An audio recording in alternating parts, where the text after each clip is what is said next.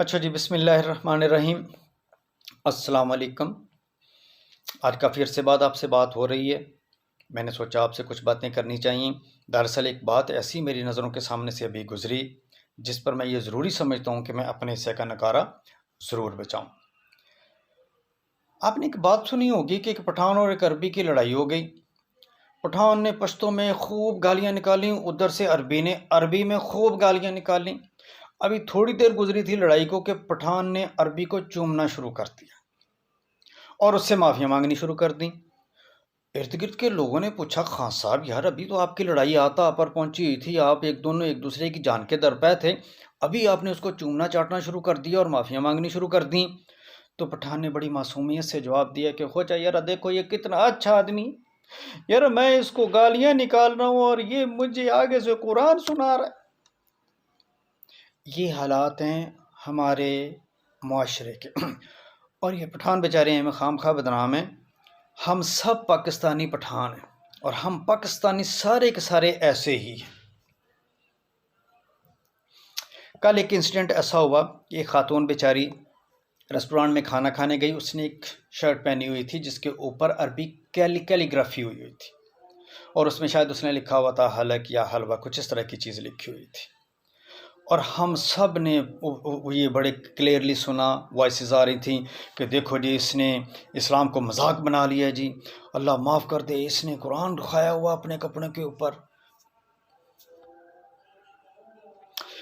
میں اس بحث میں نہیں پڑھنا چاہتا کہ کون یہ ایسا کیوں ہوا، میں صرف اس بحث میں پڑھنا چاہتا ہوں کہ آئندہ ایسا نہ ہو تو ہمیں کیا کرنا چاہیے۔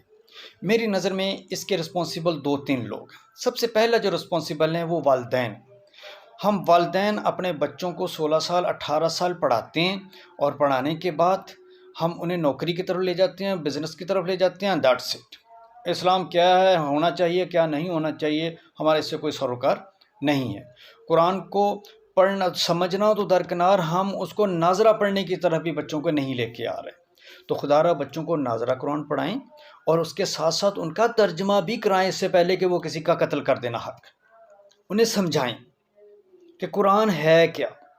دوسری رسپانسبلٹی اساتذہ کی۔ اساتذہ سے میری درخواست ہے، دیکھیں آپ اپنے ہفتے میں 1 گھنٹہ ضرور نکالیں اور اس میں انہیں یہ نہ بتائیں کہ آپ نے کس کو سننا ہے، خدا را آپ انہیں یہ بتائیں کہ کس کو نہیں سننا۔ آپ کو گنے چنے چند لوگ ہیں فنیٹکس جن کو آپ نے اپنے بچوں کو بتانا، ہاتھ جوڑ کر بتائیں کہ یہ دین کی خدمت نہیں کر رہے ہیں، آپ نے ان سے دور رہنا، آپ انہیں مت سنیں۔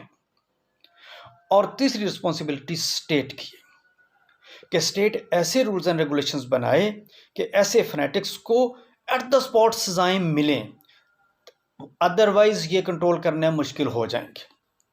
یہ اسٹیٹ کی ذمہ داری ہے کہ وہ ایسے رولز اینڈ ریگولیشنز بنائیں جس سے ہماری یہ جو مذہبی ایکسٹریمزم ہے اس کو کنٹرول کرنے میں ہماری ہیلپ ہو سکے، ورنہ یہ آپ کو بتا دوں یہ خوبصورت ملک جو ہے اس میں پہلے ہی بہت بگاڑ آ چکا ہے، اس کی گنجائش بالکل بھی نہیں ہے ہمارے پاس کہ ہم یہاں پر مزید مذہبی فنیٹکس پیدا کریں۔ آپ کی سوچ سے بھی زیادہ یہ ہمارے ملک کا نام بدنام کرتے ہیں، اور میری ان تمام بھائیوں سے، یہ بھی ہمارے بھائی ہیں جو ارد گرد اکٹھے ہوئے تھے، ان سے درخواست کہ یہ خدا کے لیے اگر آپ یہ سمجھتے ہیں کہ یہ مذہب کی خدمت ہے تو یہ مذہب کی خدمت نہیں ہے، بلکہ اس سے مذہب کی حزیمیت ہوتی ہے، اس سے ملک کا نام بدنام ہوتا ہے۔ آپ سے درخواست ہے کہ اگر آپ واقعی مذہب کی خدمت کرنا چاہتے ہیں تو دین کو صحیح طرح سمجھیں اور اسے پریکٹس کرنے کی کوشش کریں۔